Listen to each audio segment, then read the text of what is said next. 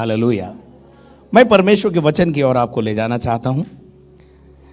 प्रेरितों के काम 5वां अध्याय जब हम पढ़ते हैं तो वहां पर इब्तिदा की कलीसिया यानी शुरुआती दौर है।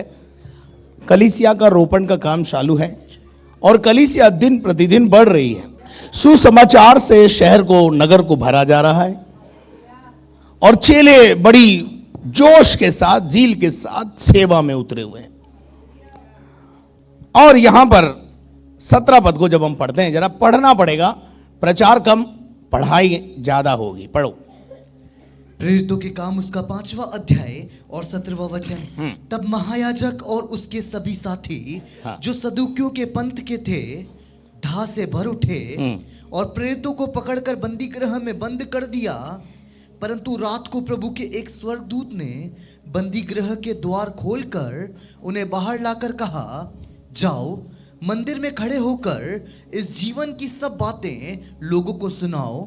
वे यह सुनकर भोर होते ही मंदिर में जाकर उपदेश देने लगे। तब महायाजक और उसके साथियों ने आकर महासभा को और इजराइलियों के सब पुरनियों को इकट्ठा किया और बंदी गृह में कहला भेजा कि उन्हें लाएं। परंतु प्यादों ने वहां पहुंचकर उन्हें बंदी गृह में न पाया और लौटकर संदेश दिया, हमने बंदी गृह को बड़ी चौकसी से बंद किया हुआ और पहरे वालों को बाहर द्वारों पर खड़े हुए पाया, परंतु जब खोला तो भीतर कोई न मिला। बस थैंक यू। यहां तक समझ लें। पहले सिचुएशन क्या है? पतरस, यूहन्ना, याकूब सेवकाई में है, सेवा का काम बढ़ रहा है, सुसमाचार दिया जा रहा है। लेकिन ऐसे समय में जब सुसमाचार चरम सीमा पर है, उस समय वहां के महायाजक, यहूदी महायाजक, सदूकियों के महायाजक, फरीसी धर्म के ठेकेदार, उन्होंने चेलों पर हाथ डाला और चेलों को पकड़कर जेल खाने में डाल दिया।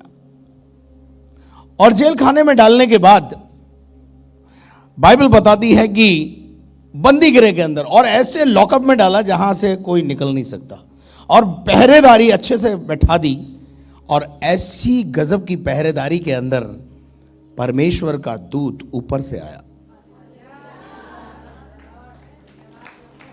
और मैं सोचता हूं उन्होंने उनसे कहा होगा, तुम्हारा यहां क्या काम, जेल खाने में तुम्हारा यहां क्या काम। और कितनी बढ़िया बात लिखी है। परंतु 19 पद पढ़ रहा हूं मैं। परंतु रात को प्रभु के एक दूत ने आकर बंदी गृह को खोल दिया और उन्हें बाहर लाकर कहा, मंदिर में जाओ, नगर में जाओ और जीवन की बातें, बहुत अच्छा शब्द है यहां पर, इस जीवन की बातें,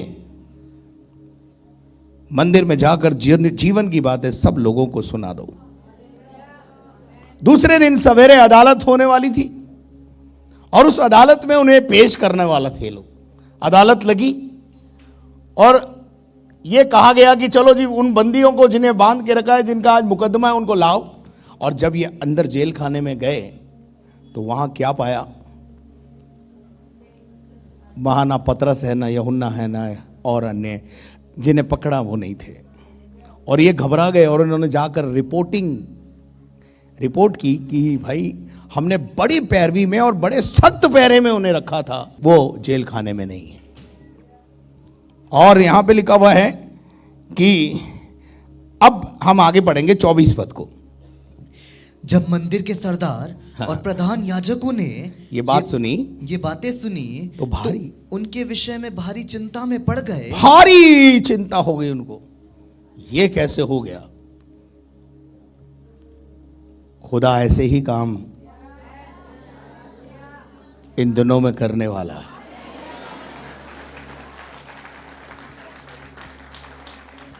भारी चिंता में पड़ गए। और उसके बाद क्या हुआ? कि उनका क्या हुआ आगे? इतने में किसी ने आकर उन्हें बताया, इतने में कोई आया और उनको बताया, देखो जिन्हें तुमने पकड़कर जेल में डाला था, वे मनुष्य वो पहरे में डाल रखा था, वो मंदिर में उपदेश दे रहे हैं।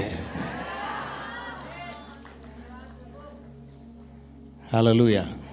जिन्हें तुमने पहरे में रखा था, जिनको तुमने कल पकड़ा था, वो तो मंदिर में उपदेश दे रहे हैं। और तब सरदार प्यादों के साथ जाकर तब सरदारों को गुस्सा आया और वो प्यादों को पकड़कर सिपाहियों को प्यादे मतलब सिपाहियों को पकड़कर लेकर गए और उन्हें ले आए, पकड़ के ले आए, उन्हें वापस पकड़ लिया। और परंतु बलपूर्वक नहीं, बल से नहीं, आग्रह किया, भैया तुम हमारे साथ चलो, हमारी नौकरी का सवाल है। और पतरस, यूहन्ना, याकूब जो भी जिनको पकड़ा था वो बोला चलो कोई दिक्कत नहीं, चलते हैं। चलिए आगे बढ़िए। क्योंकि वे लोगों से डरते थे। किससे डरते थे? लोग कौन? जो उनके फैन थे। आप हैं कि नहीं? सबसे पहले आप फैन होना है यीशु का। मेरा फैन नहीं होना है, यीशु का होना है। पर अगर आप यीशु के फैन हैं तो परमेश्वर के अगवे के भी फैन होना ही है।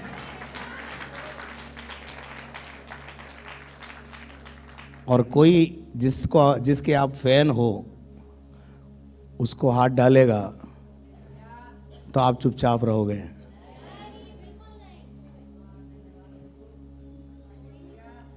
हालेलुया। उसके बाद क्या हुआ बेटे? पढ़ो।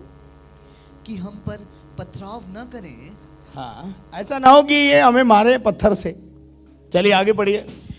उन्होंने उन्हें लाकर महासभा के सामने खड़ा कर दिया। पकड़ के फिर लेकर आए और महासभा में खड़ा कर दिया। और क्या कहा? तब महायाजक ने उनसे पूछा, क्या हमने तुम्हें चिताकर आज्ञा न दी थी? हमने तुम्हें एक आज्ञा दी थी कि तुम इस नाम से उपदेश न करना। प्रॉब्लम बस क्या है? यीशु नाम से प्रचार मत करो। बोला इस नाम से प्रचार करने के लिए तुम्हें मना किया था, फिर तुम क्यों कर रहे हो? फिर क्या हुआ? तो भी देखो तुमने सारे यरूशलेम को तुमको जितना मना करा रे, मान जाओ रे, इस नाम से प्रचार नहीं करना, लेकिन तुमने पूरे, इनकी विटनेस है ये, इनकी विटनेस, ये हमारी विटनेस नहीं है, ये हमारे दुश्मनों की विटनेस है। जिधर जाओ उधर यीशु का चर्चा है। जिस गली कूचे में जाओ वहां से चर्चा है और लोग यीशु की आराधना में आने वाले हैं। जिधर जाओ। चलिए आगे बढ़े। तुमने सारे यरूशलेम को अपने उपदेश से भर दिया। तुमने सारे यरूशलेम को उपदेश से भर दिया है। ये आपके लिए काम है। यहां से जाकर के सारे शहर को उपदेश से भर दो। आप अपनी गवाही बताएं। आश्चर्य कर्मों का वर्णन जो प्रभु ने आपके जीवन में किया उसको बताएं। प्रचार नहीं करें, कोई दिक्कत नहीं है, आप अपनी गवाही बताएं और इस शहर को गवाही से भर दें।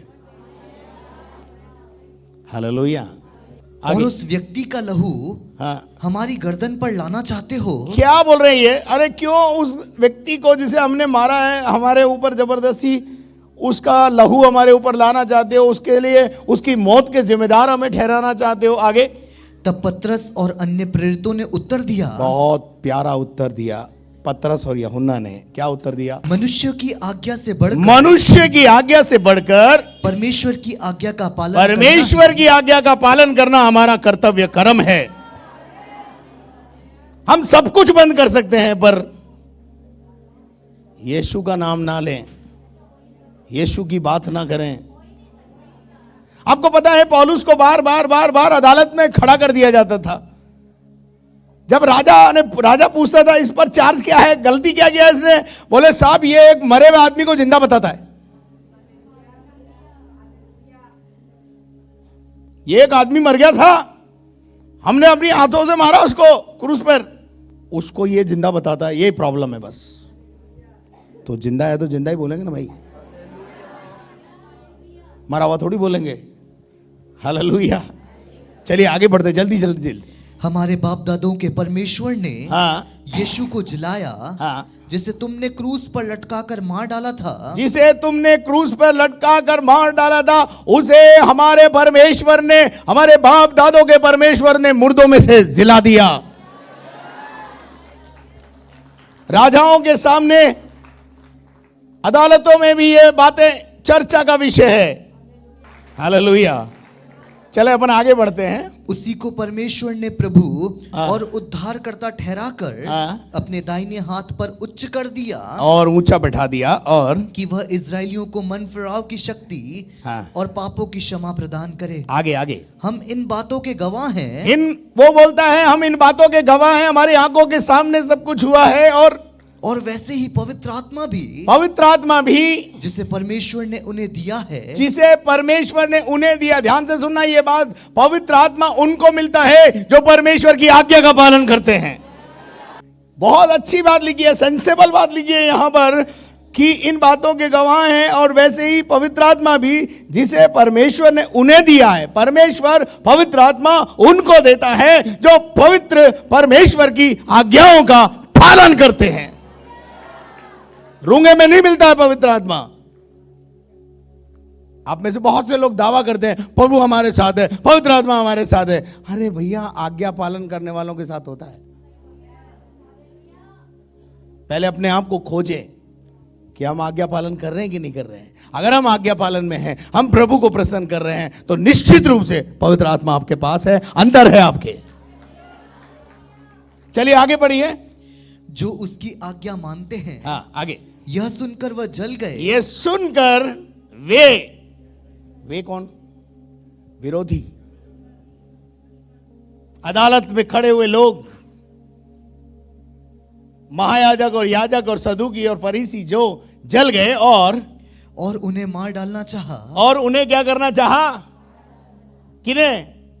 संतों को, प्रचारकों को, उस दिनों के अगुओं को मार डालना चाहा। लेकिन परंतु गमलीएल नामक वहां पर एक व्यक्ति था जिसका नाम है गमलीएल।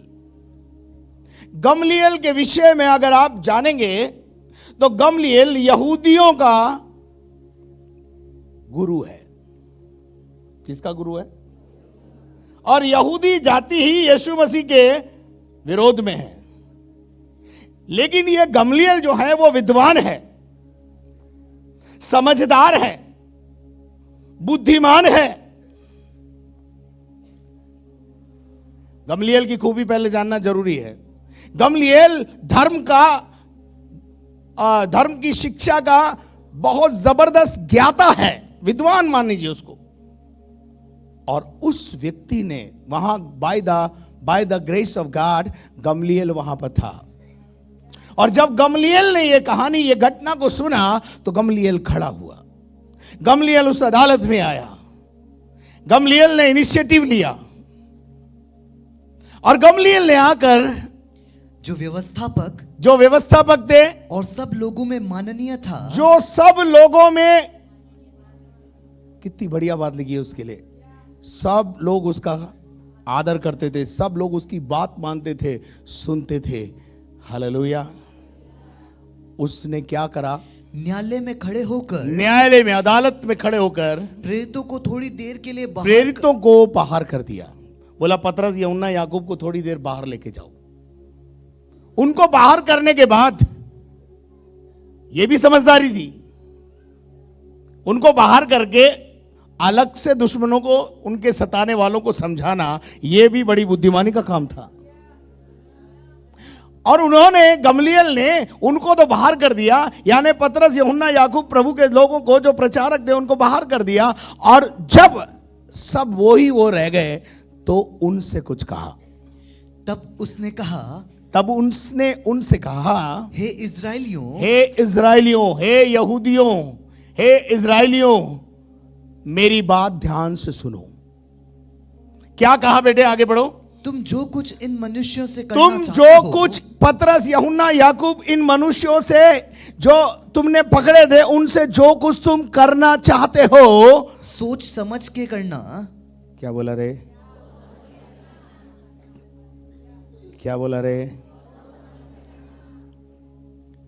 और उसके अभी आगे बढ़ते हैं, अभी आगे बढ़ो।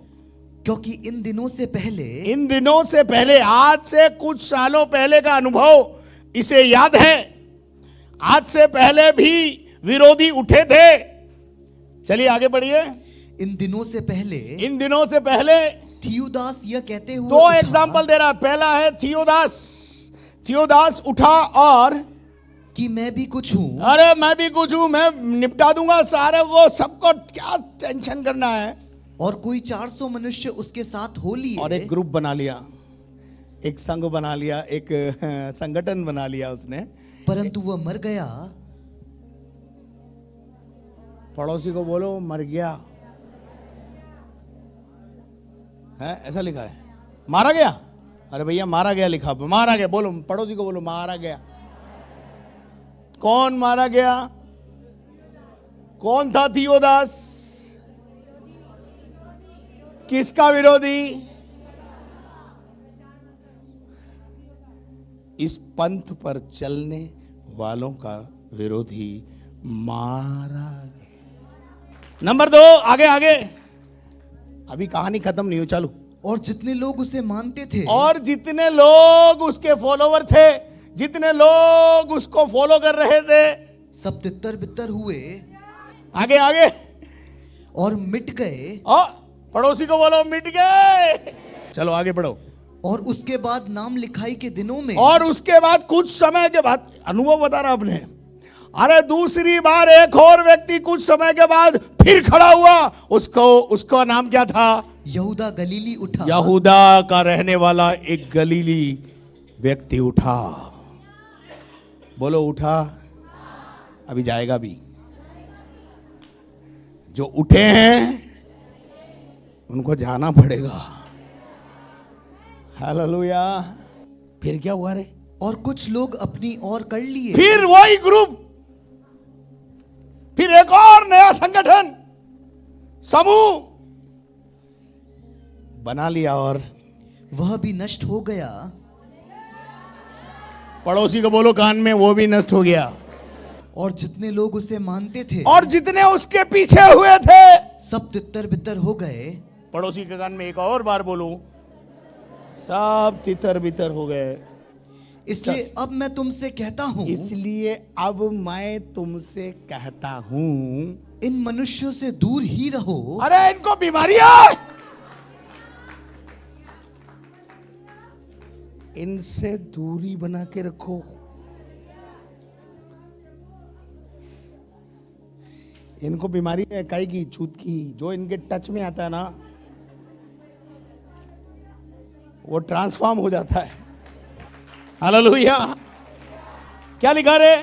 और इनसे कुछ काम न रखो। इनसे कोई लेना देना, इनके मामले में हाथ मत डालो, तो ही तुम्हारी भलाई है। हेलो।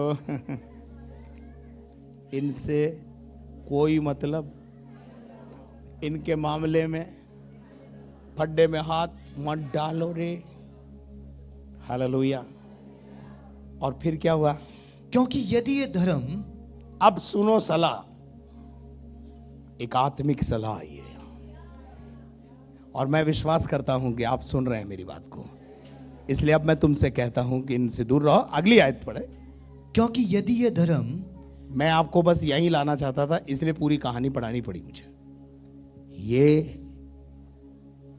ये रिलीजन, धर्म या काम, या ये पंथ बोलना अच्छा है, विश्वास, जिस विश्वास में हम पाए जाते हैं,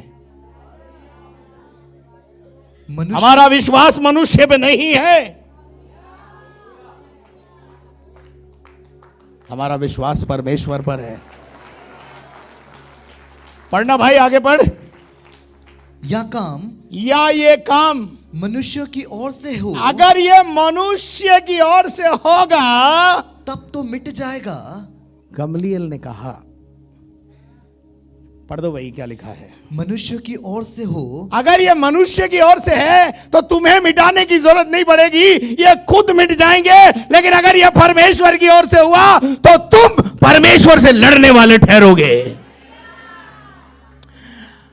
मैं आज विश्वास करता हूं, आज भारत को एक गमलीएल की जरूरत है।